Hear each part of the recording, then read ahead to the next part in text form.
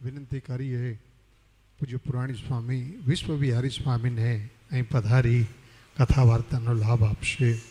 એક બીજી યાદી, વરસાદી પાણીના નિકાલ માટે આખા મેદાનમાં ટ્રીમિક્સ થવાનું છે.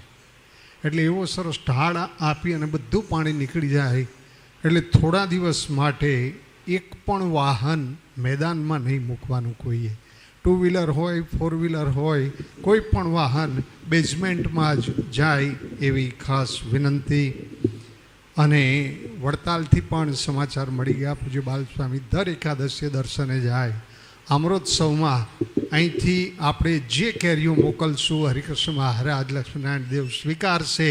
એટલે અમૃતસવમાં ખાસ વધુમાં વધુ ભક્તો જોડાય એવી વિનંતી. એક બોક્સ કેરીનું સેવા મૂલ્ય 500 રૂપિયા છે. અને પ્રસાદ વિતરણ આપ જાણો છો એમ એ દર્દીઓની વચ્ચે, દરિદ્રોની વચ્ચે ઘેર ઘેર ઝૂંપડે ઝૂંપડે જઈને વિતરણ થશે. એ યાદી આપવાની. આજે ગુરુકુલમાં બેઠા છીએ પણ યાદી આપીએ તો એમ લાગશે ગોકુલમાં બેઠા છીએ. વૈશાખ સુધી એકાદશીનો દિવસ. ભક્ત ચિંતામણીનો પાઠ કરો તો ખ્યાલ આવે. ધર્મદેવ ભક્તિ માતાએ વૃંદાવનમાં તપ કર્યું. આજની રાત્રિએ મહારાજે પ્રગટ થઈને દર્શન દીધા હતા અને કીધું કે અમે તમારે ત્યાં પ્રગટ થઈશું. એ પવિત્ર દિવસ જુઓ, ચંદનના વાઘા કેટલા સરસ. ઘનશ્યામ મહારાજ, મેમનગર ગુરુકુળના ઘનશ્યામ મહારાજની સન્મુખ બેસીને ભજન કરવું ને એ જિંદગીનો લાભો છે. ગુરુદેવ શાસ્ત્રીજી મહારાજે અનેક વખત આ મૂર્તિનો અભિષેક કરેલો છે. પૂજ્ય જોગી સ્વામીએ પણ અહીં પધરાવ્યા પછી પણ અભિષેક કર્યો. અને એમાં એકાદશી આવે એટલે પૂજ્ય જોગી સ્વામીનું કનેક્શન કંઈક જુદું. સ્વામી કેટલા ઉપવાસ કરતા. એવું સાવ શિથિલ શરીર હોય પણ એકાદશી, હરિનવમી, પૂર્ણિમા, અમાસ, એકાદશીએ સ્વામીને મહારાજે જે દર્શન દીધા પૂજ્ય જોગી સ્વામીને અને પૂજ્ય વિશ્વવિહારી સ્વામી, જેને જોગી સ્વામીની કેટલી ભાવથી સેવા વર્ષો સુધી કરી. સ્વામી સાથે રુચિમાં રહીને જે સેવા કરી, એટલે સ્વામી સાથેના ખૂબ અનુભવો, દિવ્ય અનુભવો પૂજ્ય વિહારી સ્વામી પાસે તો ઢગલો છે, ખજાનો છે. આજ વિનંતી કરીએ સ્વામી થોડોક અંશ એમાંથી પીરસી પૂજ્ય જોગી સ્વામીનું એ એકાદશીનું ગોંડલ મંદિરમાં મહારાજનું જે દર્શન થયું એવા સંભારણા આપણી વચ્ચે કથા વાર્તાના રૂપમાં કહેશે પૂજ્ય પુરાણી સ્વામી વિશ્વવિહારી દાસજી સ્વામી.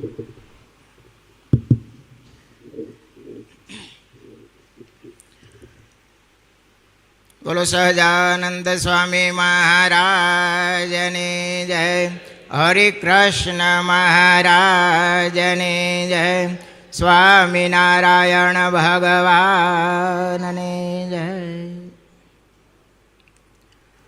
આપણા ઈષ્ટારાધ્ય એવા ઘનશ્યામ મહારાજ, શ્રી લક્ષ્મીનારાયણ દેવ, શ્રી નરનારાયણ દેવ, એમનું દિવ્ય સાનિધ્ય, પૂજનીય બ્રહ્મનિષ્ઠ સંતો, વાલા ભક્તજનો, જય સ્વામિનારાયણ. હમણાં ભાનુભાઈ વાત કરી, હજી કઈ એકાદશી છે ખ્યાલ છે? શું નામ છે? મોહિની એકાદશી. ભક્ત ચિંતામણીમાં ખૂબ વિસ્તારથી એમની વાત કરેલી છે, એટલે વિશેષ વાત નથી કરતો. પણ જ્યારે ધર્મદેવને ભક્તિ માતાને બહુ દુઃખ આવ્યા અને અસુરોએ બહુ ઉપદ્રવ કર્યો, ત્યારે હનુમાનજીની આરાધના કરી. કુળદેવ હનુમાનજી આપણા, એટલે એને દર્શન દીધા અને કહ્યું કે તમે એક કામ કરો, વૃંદાવન જાઓ, ત્યાં તમને બદ્રિકાશ્રમમાં જે દુર્વાસા મુનિનો શ્રાપ થયો હતો, જે ઋષિએ આ ધરતી ઉપર અવતર્યા હતા, એ બધાય તમને ત્યાં ભેળા થશે અને તમને સુખ અને શાંતિ પ્રાપ્ત થશે. હનુમાનજીના આશીર્વાદ લઈ અને ધર્મદેવને ભક્તિ માતા વૃંદાવન આવ્યા છે. ગોવર્ધન પર્વતને 5 પ્રદક્ષિણા કરી એક કાંઠે બેઠા હતા.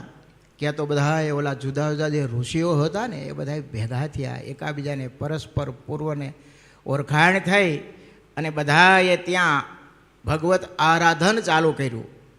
એમાં આજનો દિવસ વૈશાખ સુધી મોહિની એકાદશીનો દિવસ રાત્રે બધા મુનિઓ અને ધર્મદેવ ભક્તિ માતા ભગવત આરાધન કરતા હતા, કીર્તન કરતા હતા. એમાં રાત્રે જ્યાં એ કીર્તન કરતા હતા ધર્મશાળામાં, પ્રકાશ પથરાયો, તેજ તેજ સવાઈ ગયું, શીતળ શાંત તેજ. ભગવાનના દર્શન થયા. ધર્મદેવ ભક્તિ માતાએ બધી વાત કરી કે અમને આવો બહુ ઉપદ્રવ છે, તમારી ભક્તિથી, તમારું અનુષ્ઠાનથી ભગવાન કેમ બહુ રાજી છો, કાંઈક માગો. એટલે ભક્તિ માતાએ કીધું કે તમારા જેવો અમને પુત્ર પ્રાપ્ત થાય અને મારું દુઃખ નિવારણ કરે. ઇતિહાસ તો આપ બધા જાણો છો, લાંબો જ. આશીર્વાદ લઈ અને પાછા અયોધ્યા છપૈયા પધાર્યા છે. ને મહારાજનું પ્રાગટ્ય થયું અને અસુરો થકી રક્ષા કરી. અને પછી તો ધર્મદેવને ભક્તિ માતા ખુદ સમૃદ્ધિવાન થયા. ભાગ્યશાળી તો આપણે છીએ કે સાધના ધર્મદેવને ભક્તિ માતાએ કરી, દુર્વાસા મુનિનો શ્રાપ થયો અને આપણને એ ભગવાન પ્રાપ્ત થયા. નહીતર આપણે ક્યાં જાત કયો? અક્ષરધામના અધિપતિ પૂર્ણ પુરુષોત્તમ નારાયણ મહારાજ, અમારે હમણાં સવારે કથામાં પુરુષોત્તમ પ્રકાશ પ્રકરણ ચાલે કથા, એમાં મહારાજે કેવો સંકલ્પ કર્યો તમે જુઓ. મહારાજ કે આ વખતે તો અમારે અનંત જીવનું કલ્યાણ કરવું છે. એટલે મહારાજે શરૂઆત સદાવ્રત બાંધવાથી કરી અને વચન મહારાજે આશીર્વાદ દીધા કે આ સદાવ્રતમાં કોઈ આવે એનું અન્ન જમે, એ સદાવ્રતમાં કોઈ કંઈક આપે. મહારાજ કે બધાયનો મારે મોક્ષ કરવો. વળી એમ થયું કે આ સદાવ્રતમાં કેટલાક આવશે, એટલે મહારાજે યજ્ઞોની પરંપરા ચાલુ કરી. એમાં કોઈ સેવા કરે, એમાં કોઈ ધનવ આપે, એમાં કોઈ જે કાંઈ વસ્તુ પદાર્થ આપે, મહારાજ કે એનું અમારે કલ્યાણ કરવું છે. આપણે આ દિવ્ય પરંપરા તમે જુઓ. હમણાં ભાનુભાઈ વાત કરીને કે આપણે વડતાલ ઉત્સવ નિમિત્તે કેરી ઉત્સવ કરવાનો છે. ભગવાનને અર્થે જે કાંઈ અર્પણ કરીએ અને જે કાંઈ ઉપયોગમાં આવે ને એ જીવનું પણ શ્રેય થતું હોય છે. હો, યાદ આવ્યા ગુણાતીતાનંદ સ્વામીની વાતો. સ્વામી વાતોમાં લખ્યું છે કે એક જીવનું ભગવાન ઓળખાવે તો કેટલું પુણ્ય થાય? એક બ્રહ્માંડ ઉગાયનું પુણ્ય થાય. ઘણા હરિભક્તોને ભાવના હોય, જો અહીંયા આવતા હોય ને તો હાથમાં કાંઈક ફળ કે લાવતા હોય, ભગવાનને અર્પણ કરે કે, અને એની ભાવના પછી એવી હોય, હો, પોતે તો સુખી સંપન્ન હોય, ભગવાનની કૃપા હોય, પણ એ ફળમાં જે રહેલો જીવ એનું પણ શ્રેય થાય, આવી ભક્તોની ભાવના ઘણીવાર હોય છે. હો, અને જો ભાવથી લાવ્યા હોય ને તો ખરેખર એનું શ્રેય થાય, એનું મોક્ષ થાય, બીજા જન્મે સત્સંગમાં જન્મ ધરે અને એક જીવને ઉગાર્યાનું પુણ્ય આપણને પ્રાપ્ત. આપણે પુણ્ય જોતો નથી, ભગવાનની પ્રસન્નતા જોઈએ. શું જોઈએ છે? ભગવાનની પ્રસન્નતા જોઈએ છે. હવે તમે એક બોક્સ કેરીનું લાવ્યા હોય તો એમાં કેટલી કેરી હોય? 10 કે 12 જેટલી આવતું હોય, 15 જેવું બોક્સ, જેવી ભાવના જેવી શ્રદ્ધા. એક એક કેરીમાં એક એક જીવ હોય કે ન હોય? હોય ને. આ તમે કેરી લાવો એટલા માટે વાત નથી કરતો, મહિમા ને ભાવના હોય તો થાય બાપ. એમ થાય કે સ્વામી કેરી હમણાં આવે બધે લાવે એટલે, એવું નથી. આને ક્યાં તાણ છે? અને અમે એના સાનિધ્યમાં છીએ તો અમારે હોય એટલા માટે વાત નથી કરતો, પણ ભક્ત હૃદય હોય, ભાવના હોય તો થાય. મૂળજી બ્રહ્મચારી ગુજરાતમાંથી, ઉનાળાનો સમય હતો, કેરીની સિઝન હતી, એટલે ટોપલા લઈ થોડી કેરી ગઢપુર આવતા હતા. તો હુતાસીને જેવું હતું, ઘણીવાર કેરી મહારાજ માટે લાવતા. પણ હુતાસીનો દિવસ હતો અને ત્યાંથી મૂળજી બ્રહ્મચારી આવતા હતા. એક જંગલ આવ્યું, જંગલને રસ્તાને કાંઠે એક કેસુડો, અને ખૂબ કેસુડા આવેલા. વૈશાખ મહિનો ચાલતો હોય છે, ફાગણ મહિનો. તે બ્રહ્મચારી નજીક આવ્યા ને એટલે કેસુડો આમ ઓતાર કોઈને એવું કેમ ધૂણે એમ કેસુડો ધૂણવા લાગ્યો, ધ્રુજવા લાગ્યો. એટલે કેસુડા બધાય ખરી ગયા. બ્રહ્મચારીએ જોયું અહીંયા પવન નથી, શાંત વાતાવરણ છે, અને આ આવી રીતના ધ્રુજે છે ને કેસુડા, એટલે એને લઈ લીધા. સારું, મહારાજ હમણાં રંગુચો કરશે ને કામ લાગશે. ગઢપુર આવ્યા, પોટલી મહારાજ પાસે મૂકી. મહારાજને કે મહારાજ આ રસ્તામાં મને એક આશ્ચર્ય થયું, કંઈ સમજાણું નહીં. મહારાજ કે શું થયું બ્રહ્મચારી? તો કે હું ચાલ્યો આવતો તો રસ્તાને કાંઠે કેસોડો ધ્રુજવા માંડ્યો, બધા કેસોડા હેઠા ખરી ગયા અને હું લાવ્યો મહારાજ.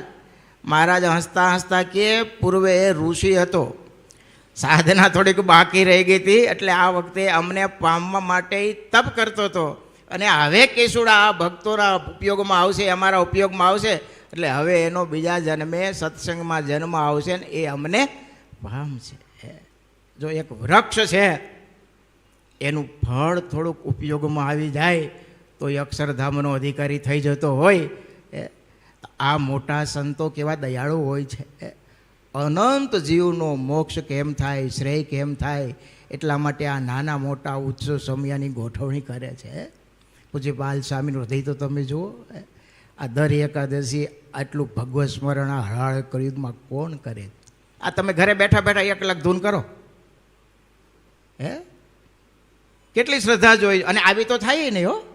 જે અહીંયા વૃત્તિ તમારી સ્થિર થાય, મનના સંકલ્પ બંધ થાય, સમુદાય હોય, મહારાજનું દિવ્ય દર્શન થતું હોય, એમાં જે ધૂન થાય, આ ભક્ત સમુદાય હોય, એ ઘરે થાય ખરા? થાય. ટીવી જોઈને થોડીક વાર ખેમાં શું આવે જોઈ લે, શું ચાલે છે. આ સમૂહમાં થાય. આ સંતો એના હૃદયમાં ભગવાન બેઠેલા હોય છે, અને નાના મોટા ઉત્સવ સમયાની ગોઠવણી કરી અને કેવું ઝાઝા જીવ ભગવત સ્મરણ કરે, ભગવાનમાં જોડાય, એવા અવનવા આયોજન કરીને આપણી ઉપર કેવળ ને કેવળ દયા કરુણાથી હો. નહીંતર એમને શું એ ન કરી શકે? ભજન બેઠા બેઠા કરી શકે ને, પણ છતાંય ઝાઝા જીવનો હેત થાય એટલા માટે કરતા હોય છે. આજે મોહિની એકાદશી છે. કાલે મેં મોહી એકાદશીની સવારે સભામાં કથા વિસ્તારથી કરી હતી, બહુ ટૂંકમાં કહી દઉં. કુર્મ પુરાણમાં આની વિસ્તારથી વાત લખેલી છે ભગવાન વ્યાસ. મહારાજ યુધિષ્ઠિરે કૃષ્ણ ભગવાને પ્રશ્ન પૂછ્યો કે હે પ્રભુ, આ વૈશાખ શુક્લ પક્ષમાં કઈ એકાદશી આવે છે અને એ વ્રત કરવાથી શું ફળની પ્રાપ્તિ થઈ છે એ મને જણાવો. ધર્મરાજ કૃષ્ણ ભગવાન કે ધર્મરાજ, પૂર્વે વશિષ્ઠ મુનિએ રામચંદ્ર ભગવાને જે વાત કરી હતી એ સંવાદ હું તમને કહું છું, ધ્યાનથી સાંભળો. હવે એ બન્યું એવું કે ભગવાન રામચંદ્રજી એકવાર વશિષ્ઠ મુનિ પાસે ગયા અને હાથ જોડીને પ્રશ્ન પૂછ્યા, મુનિ, આ પાપનો ક્ષય કરે અને સર્વે દુઃખનું નિવારણ થાય અને એમાં ઉત્તમમાં ઉત્તમ વ્રત હોય એ મને સાંભળવાની ઈચ્છા છે, તો આપ કૃપા કરીને કહો. આ કોને કીધું? રામચંદ્ર ભગવાને. કોને કીધું? વશિષ્ઠ મુનિને. વશિષ્ઠ મુનિને હાથ જોડા, નમન કર્યા, પ્રભુ આપ તો જિજ્ઞાસુ છો, શ્રદ્ધાવાન છો, લોક કલ્યાણ માટે આ પ્રશ્ન આપ પૂછી રહ્યા છો. બાકી તમે તો સાક્ષાત પુરુષોત્તમ નારાયણ છો. તમારો કોઈ જપ કરે, તમારું કોઈ નામ લે તો પણ એ તમામ પાપથી રહિત થઈ જાય ને પરમ પવિત્ર બની જાય. પણ છતાંય તમે લોક કલ્યાણ માટે પ્રશ્ન પૂછો છે, તો હું કહું છું સાંભળો.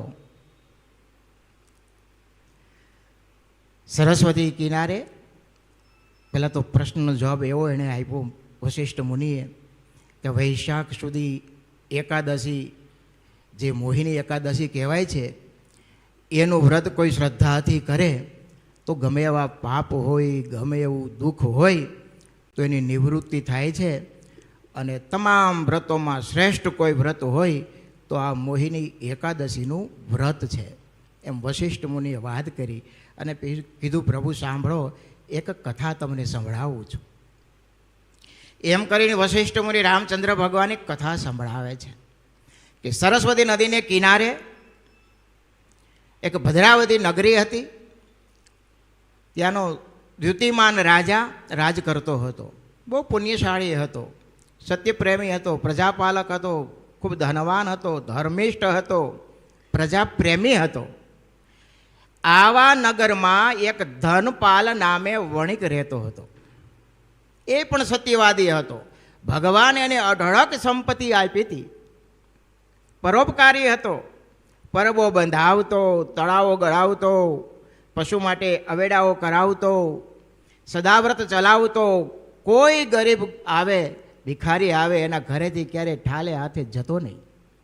અને પાછો ભગવાન કૃષ્ણનો પરમ ભક્ત હતો, અખંડ ભગવત સ્મરણ કરતો. આવો એ ધનપાલ, એમને 5 દીકરા હતા.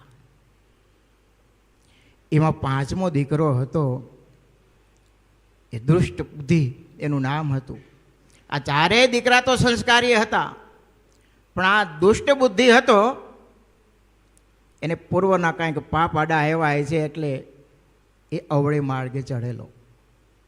કોઈ બ્રાહ્મણ, ઋષિ, કોઈ આગંતુક આવે તો એનું અપમાન કરે, ચોરી કરે, લૂંટફાટ કરે, પરસ્ત્રી ગમન કરે. હવે એના પિતા ધનપાલ આટલા પરમ ભક્ત, આટલા સત્કાર્યમાં શ્રેષ્ઠ પુણ્યશાળી જીવાત્મા, અઢળક સંપત્તિ, આખા નગરમાં એની આબરૂ, અને એનો દીકરો આ અવળે માર્ગે જાય. એટલે એકવાર એના છોકરાને બેસાડીને સમજાવ્યું, બેટા આ તારા 4 ભાઈઓ છે, એવું કેવું ધંધામાં ધ્યાન આપે છે, કેવું ભગવત સ્મરણ કરે છે, કેવા પરોપકારના કામ કરે છે, એમાંથી થોડુંક તો તું શીખ. પણ આને હવે એકાઈ બધું ગમતું નહોતું. કે પિતા હું મારી રીતે કરીશ. અને ઘણા હોય ને આળવિતરા ન હોય, એ પિતાનું માયના ને કંટાળી ગયા, થાકી ગયા. પછી ધનપાને એમ થયું કે ભાઈ તું એક કામ કર, તારે જો આવું જ કરવું હોય અને સુધરવું ન હોય તો તું અમારી ભેગો રહી નહીં શકે.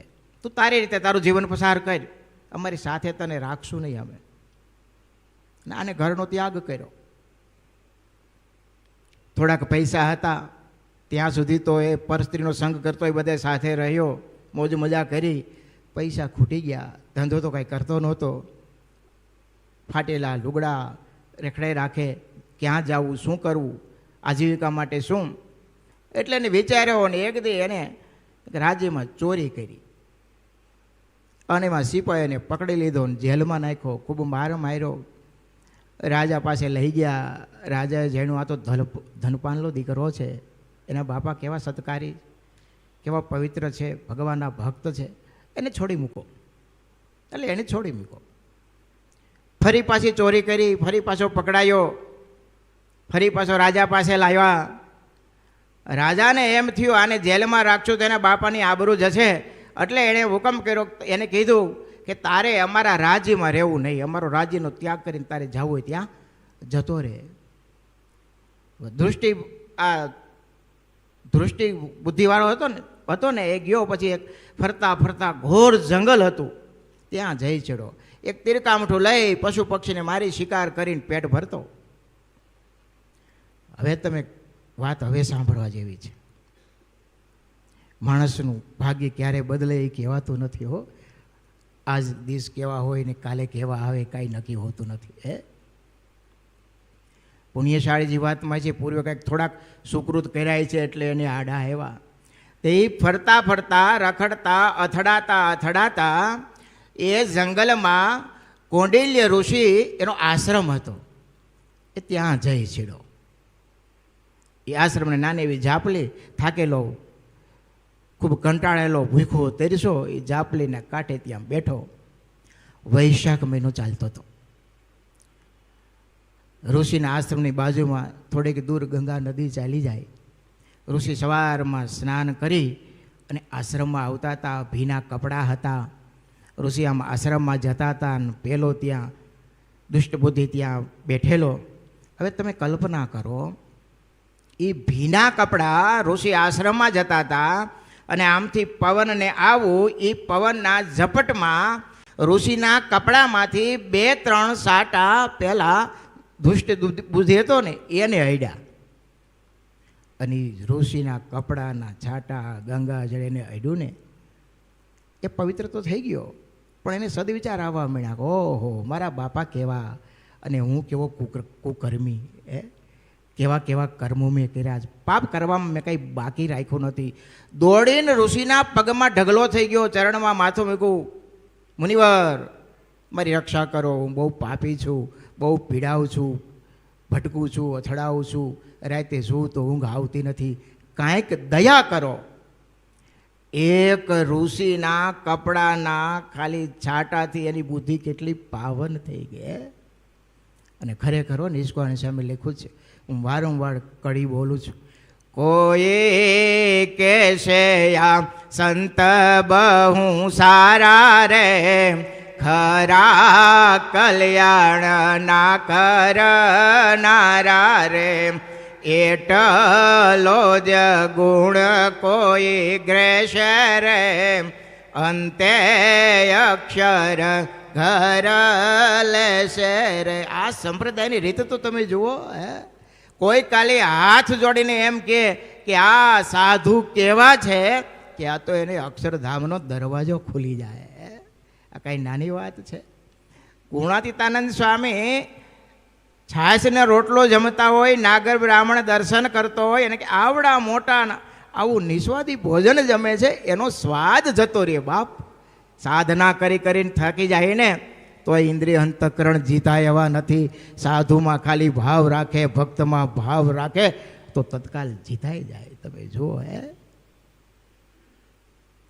આ બધું મહિમા હોય ને તો થાય, નહીંતર સાથે રહેતા હોય ને તો અથડામણ બહુ થાય. મનુષ્ય બુદ્ધિ આવતા વાર લાગે નહીં. બુદ્ધિ છે ને એ શાપિત ઘણી વાર થઈ જાય. અવગુણ ને અભાવ, અવગુણ ને અભાવ, આ આવો છે, આ આવો છે, આ આવો છે. પોતાના દોષ દાબવા માટે બીજાનું બધું ફંફોડતો હોય. પૂજ્યપાદ હરિસ્વરૂપ દાદી સ્વામી બહુ વાત કરે છે. અવગુણ કે અભાવ છે ને કોલસા જેવા છે. કેવા? કોલસા જેવા છે. ઠંડો હોય ને અડો તો કેવા હાથ કાળા કાળા થાય, ગરમ હોય ને અડો તો દાજે. એમ કોઈના સ્વભાવ સામે જોવો, કોઈના દોષ સામે જોવે તો પહેલાં તો આપણામાં ઘર કરે. પછી બોલાને નુકસાન થવું એટલું થાય. એટલે ક્યારેય કોઈનો અભાવ કે અવગુણ લેવો નહીં. એ ન બનતું હોય ને તો હાથ જોડવા. એમાંય જો ભગવતીનો અભાવ આવી ગયો હોય, અવગુણ આવી ગયો હોય, કોઈ એવા ભગવાનના ભક્ત હોય, એની પ્રત્યે કુદૃષ્ટિ કે કુવિચાર આવે ને, ગમે એટલી આપણે બાપ સાધના કરતા હોય ને, જેમ લાખ મણા જૂનો ઢગલો પીડ્યો હોય અને એક ચિનગારી એને બાળીને ખાક કરી નાખે ને, એમ ગમે એટલા સાધનો આપણે કર્યા હોય ને, ગમે એટલા વ્રત જપ કરીએ, પણ જો કોઈ સાધુ કે ભગવાનના ભક્તનો એકવાર અવગુણ કે અભાવ આવે ને, આપણી બધી સાધના વ્રત તપ ક્યાંય જતા રહીએ ખબર પડતી. પછી આપણને એમ થાય કે એટલું એટલું કરીએ છીએ, આમ કરીએ છીએ, તોય ભગવાનમાં મન કેમ રહેતું નથી? તે કામ બહુ સારા કર્યા છે ને, એનું પરિણામ છે ભાઈ, એનું પરિણામ છે. એટલે તો ગુણવત્તા સામે કહેતા કે આવા સાધુને હાથ જોડે તો હાથના પાપ બળી જાય, નેત્રથી દર્શન કરે તો આંખના પાપ બળી જાય, મનથી વંદન કરે તો મનના પાપ બળી જાય. આ તો દિવ્ય સંપ્રદાય છે બાપ. જેવી જેની ભાવના એવું એને ફળ પ્રાપ્ત થતું હોય છે. અહીંયા દુષ્ટ બુદ્ધિને ખાલી છાંટો હેઠો ને તો એ પાવન થઈ ગયો, પવિત્ર થઈ ગયો. નિયમ કહેવાય છે કે પછી એ પાપના નિવારણ માટે એ કૌંડિલ્ય મુનિએ એને આજ મોહિની એકાદશીનું વ્રત કરવાનું કીધું અને શ્રદ્ધાથી એને એ નિર્જરા વ્રત કર્યું. અને એમ કહેવાય છે કે એટલો પવિત્ર અને પાવન થયો, ભગવત ભક્ત થયો. અંત સમય આવ્યો ને ત્યારે વૈકુંઠમાંથી પાર્ષદો દિવ્ય વિમાન લઈ અને એને વૈકુંઠમાં વાસ પ્રાપ્ત થયો. કેવો હતો ને ક્યાંથી ક્યાં પહોંચી ગયો. તમે જુઓ, એક સાચા ઋષિનો સંતનો યોગ. આપણે તો કેટલા ભાગ્યશાળી છે. અક્ષરધામના અધિપતિ પૂર્ણ પુરુષોત્તમ ભગવાન સ્વામિનારાયણનું આપણે આરાધન કરીએ છીએ. એને ઓળખાવે એવા સાધુનો યોગ પ્રાપ્ત થયો છે. હમણાં પૂજ્યપાદ જોગી સ્વામીની વાત કરીને તમે જુઓ, મહારાજ એનું કેવું ધ્યાન રાખતા. સ્વામી હજી તો પાર્ષદમાં હતા. ગોંડલ રહેતા હતા. એકવાર પૂજ્ય પુરાણી ભક્તિ પ્રકાશ સ્વામીને કીધું કે સ્વામી તમારી ઉંમર થઈ છે, હવે શરીર થોડુંક નબળાઈ જેવું છે, તો હવે તમે આ એકાદશી અને હરિજયંતી નોમના ઉપવાસ ન કરો તો ન ચાલે. ત્યારે થોડીક વાર રહીને પૂજ્ય જોગી સ્વામી કે પુરાણી, હું મારી મનધારી એકાદશી કરતો નથી. મને તો મહારાજે આપેલો આ નિયમ છે. એટલે સ્વામી કે તમને મહારાજે આપેલું? તો કે હા પુરાણી, મહારાજે આપેલું નિયમ છે. સ્વામી વાત તો કરો કંઈક. એટલે પૂજ્યપાદ જોગી સ્વામી કે હું માનસ સ્વામી પાસે સાધુ થવા આવ્યો, બધાય સાધુ એકાદશી કરતા હોય, હું કરું પણ મારાથી થાય નહીં. સાંજ પડે મોઢામાં થોડુંક લોહી નીકળે, નબળાઈ આવે, રાતે સૂવું તો નીંદર આવે નહીં. એમાં એકવાર તો નિમી એકાદશી હતી, બધાય સંતો ભક્તો નિર્જળા ઉપવાસ કરતા હતા, મેં કર્યો પણ સાંજ તો માંડ માંડ પડી. સ્વામી મોટી ઉંમરે સાધુ થવા આવેલો, 41 વર્ષે સાધુ થયા. તે સ્વામી કે એકાદ હું રાત સાંજ તો પડી ગઈ પણ મોઢામાં થોડુંક પેલું થાય, ચાંદા પડ્યા, પેટમાં બળતરા થઈ, ઝીણો ઝીણો તાવ શરૂ થયો. રાતે હું નમણે સૂતો હતો, ઊંઘ આવતી નહોતી, ઓઢીને સૂતો હતો. ત્યાં રાતે 11 વાગે મહારાજે મને દર્શન દીધા. એવી શ્વેત વસ્ત્રો, શ્વેત જાંબો, શ્વેત ભાગ, મંદ મંદ હસતું મહારાજનું મુખારવીન. કીધું ભગત એ એકાદશી કરવી કઠણ પડે છે ને, એ જા વાસથી હવે એકાદશી કરજો, કઠણ નહીં પડે એમ કરી મહારાજ અદ્રશ્ય થઈ ગયા. એટલે સ્વામી કે હું એકાદશી મારા મનધારી કરતો નથી, પણ મને મહારાજે દીધેલું નિયમ છે. અને પછી તો પૂજ્યપાદ જોગી સ્વામી મહિનામાં 5 ઉપવાસ કરતા હો, અને એ પાછા નિર્જળા. અને જે દિવસે ઉપવાસ હોય ને તે દિવસે પૂજા સવારમાં બેસે. આમ તો સ્વામીની પૂજા કાયમ માટે 11 વાગ્યા સુધી ચાલતી, થાળ આવે ઠાકોરજીને કઈ સંકેલે, વર્ષોથી આ ક્રમ હો. પણ ઉપવાસ હોય તે સવારે પૂજામાં બેસે અને સાંજે પોઢણીઓ બોલાય ત્યાં સુધી પૂજા કરે. બપોરે સુવાનું નહીં હો, દિવાલને ટેકો દેવાનો નહીં, વચ્ચે બેહે બરાબર, ઊંઘ જેવું ઝોલા જેવું આવે તો પ્રદક્ષિણા કરે, દંડવટ કરે. આ વર્ષો સુધી આ દર્શન આપણે ક્યાં નથી કર્યું? 5 ઉપવાસ. અને પાછા સાધુ થયા ત્યારથી કોઈ દી બીજો ટાઈમ અનાજનો દાણો મોઢામાં મૂકો નથી એણે. એટલું જ નહીં, સાધુ થયા પછી ખાંડમાંથી બનતી વસ્તુ કોઈ દી એણે ખાધી નથી. વિચાર કરો આ કેટલું કઠણ નિયમ છે, આ કરવું છે. એટલે પૂજ્ય ગુરુવર્ય સ્વામી કે ઘણીવાર જીવન ગાથામાં લખ્યું છે કે પૂજ્યપાદ જોગી સ્વામીનું જીવન છે ને એમ સાદરમાં જેમ તાણાવાણા હોય ને એમ તપ અને ભજનથી ભરેલું હતું. એટલે તો સ્વામી વારંવાર કહેતા કે શાસ્ત્રી એ અમારે મહારાજ વિના ન હાલે ને મહારાજને મારા વિના ન હાલે. એના હૃદયમાંથી એક ઉદ્ગાર નીકળતો કાયમ માટે, ભગવાન ભજો છો ને ભગવાન ભજજો, ભગવાન ભજવામાં મોટો માલ છે. એ જીવન એ પ્રમાણે જીવાતા. 24 કલાકમાં 18 કલાક પૂજ્ય સ્વામીની માળા ચાલતી હો.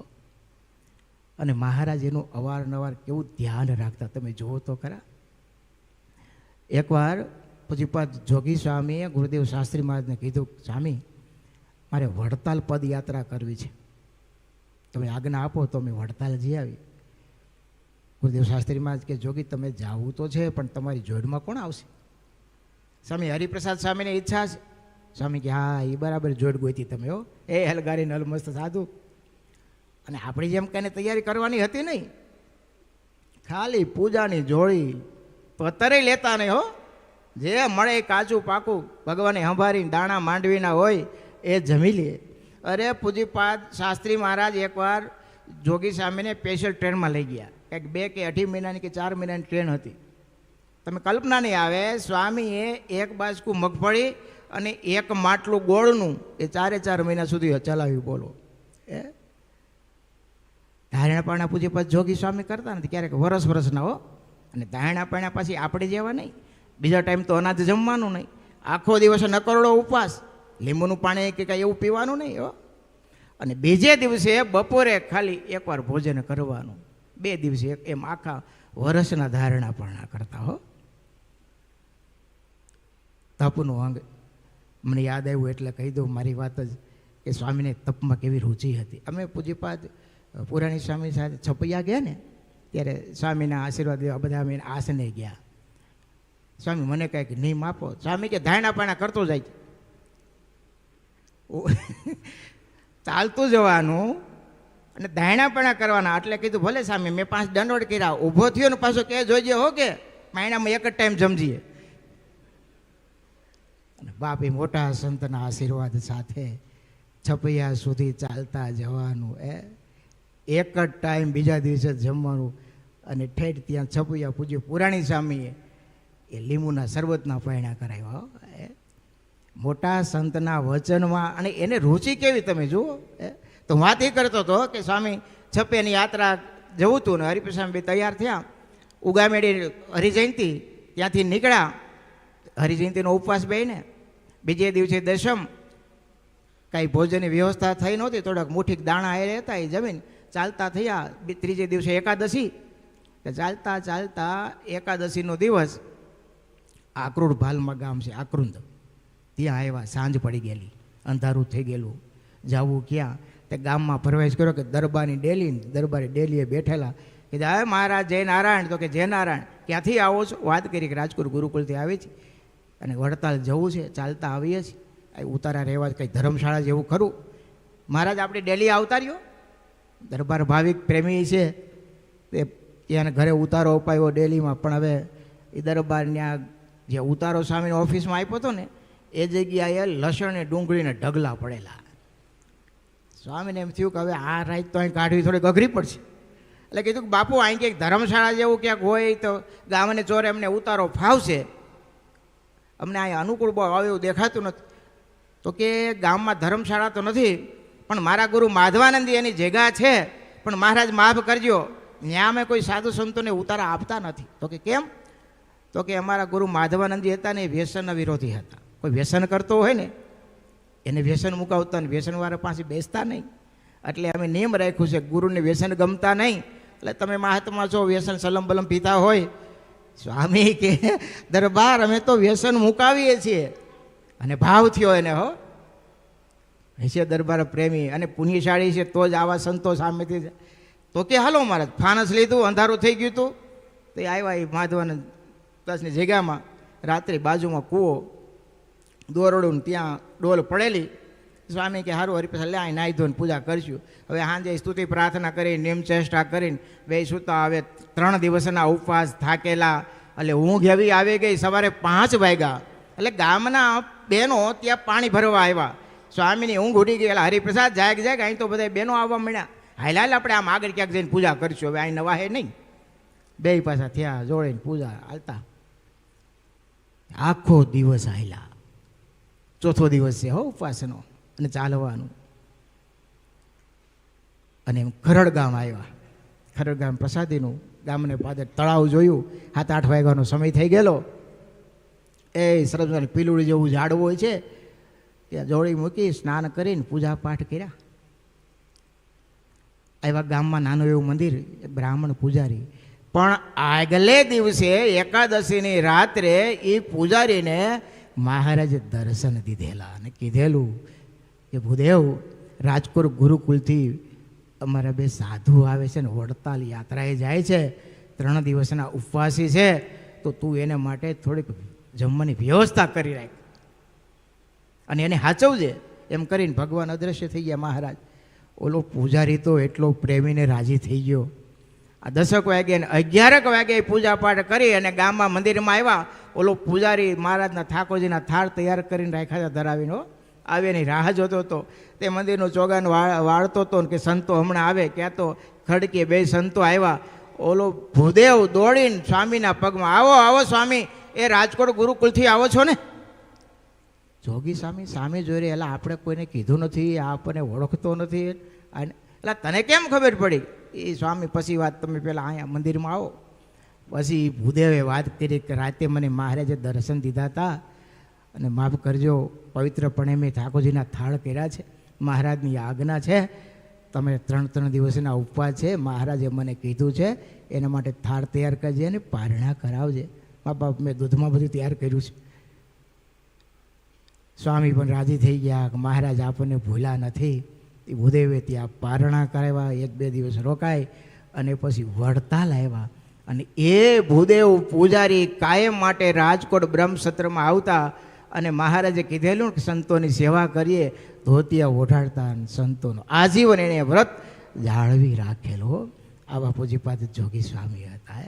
તેને સાક્ષાત ભગવાનના દર્શન હતા. ભગવાન એનું ધ્યાન રાખતા. એના ચરણ રસથી પાવન થયેલી આ ભૂમિ છે. હમણાં ભાનુભાઈ વાત કરીને આ ઘનશ્યામ મહારાજની પ્રથમ આરતી એમણે ઉતારી છે. ઘણીવાર અભિષેક કર્યો છે. અહીં ઊભા ઊભા ઘણીવાર સ્વામી માળા કરતા. કાંઈક ભક્તોને તકલીફ હોય તો ઘનશ્યામ મહારાજને પ્રાર્થના કરતા અને મહારાજ એના દુઃખો દૂર કરતા. એ દિવ્ય દર્શન આપણને થાય છે.